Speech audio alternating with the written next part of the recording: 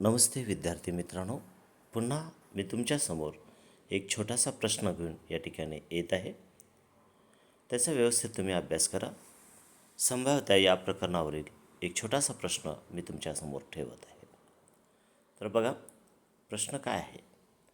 1 ते 6 अंक असलेला एक फासा एकदाच उडवला असता सर्व वर्गसंख्या येण्याची संभाव्यता काढा.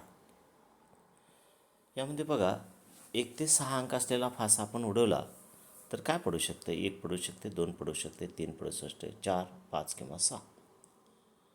म्हणून यस बरोबर मिळाला आपल्याला 1, 2, 3, 4, 5, 6. याचाच अर्थ एन ऑफ एस बरोबर 6 आहे. एसमध्ये 6 घटक आहेत म्हणून एन ऑफ एस बरोबर 6. काय आपल्याला घटना पाहिजेत? तर वर्गसंख्या येण्याची घटना आपण काढायची आहे.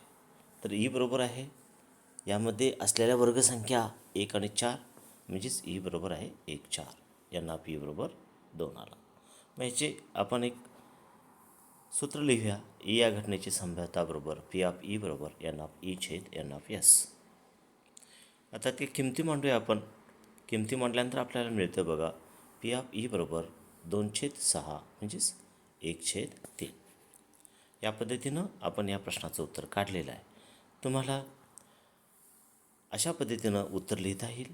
म्हणून 1 ते 6 अंक असलेला एक फासा एकदाच उडवला असता वर्गसंख्या येण्याची संभाव्यता 1/3 आहे.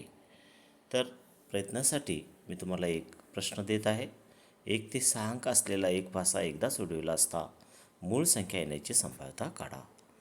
तुम्ही याचा अभ्यास व्यवस्थित करा आणि व्यवस्थित प्रश्नांची उत्तरं देऊ शकता तुम्ही. अजून एक प्रश्न आपण या ठिकाणी घेणार आहोत. 1 ते 6 अंक असलेला एक फासा सतत 2 वेळा उडविल्यास दोन्ही वेळेस समान संख्या येण्याची संभाव्यता काढा. निष्कर्ष अवकाश बघा काय आहे? तर यस बरोबर 1, 1, 1, 2, 1, 3 इत्यादी इत्यादी इत्यादी अशा पद्धतीनं लास्टचा 6, 6 असा एक घटक मिळू शकतो. इथे बघा, एन ऑफ एस जे आहे ते 6 गुणिले 6 म्हणजे 36. तुम्ही जर यस हा पूर्ण सट या ठिकाणी लिहिला तर त्याच्यामध्ये एकूण तुम्हाला गोल कंस 36 लिहावे लागणार आहेत. आणि म्हणून एन ऑफ एस बरोबर 36 आहे हे लक्षात ठेवा. आता घटना काय सांगितलेली आहे? दोन्ही वेळेस समान संख्या येण्याची. तर काय येऊ शकते बघा, दोन्ही वेळेस समान संख्या ई बरोबर 1, 1, 2, 2, 3, 3, 4, 4, 5, 5 आणि 6, 6.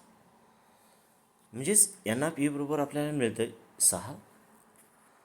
आता या ठिकाणी आपण लिहू शकतो दोन्ही वेळेस समान संख्या येण्याची संभाव्यता पी ऑफ ई बरोबर एन ऑफ ई छेद N of S. N of ईची किंमत आहे 6 आणि एन ऑफ एसची किंमत आहे 36. आपण त्या ठिकाणी ती मांडली तर 6/36 होईल. याला संक्षिप्त रूप दिल्यास आपल्याला मिळते 1/6. तुम्हाला प्रयत्न करण्यासाठी एक प्रश्न मी या ठिकाणी देत आहे. त्याचं तुम्ही उत्तर काढण्याचा प्रयत्न करा. 1 ते 6 अंक असलेला एक फासा सतत 2 वेळा उडवल्यास दोन्हींची बेरीज 5 येण्याची संभाव्यता काढा. आज या ठिकाणी भाषाच्या संदर्भातले वेगवेगळे 2 प्रश्न मी तुम्हाला दिलेले आहेत. त्यावर चर्चा आपण केलेली आहे. धन्यवाद.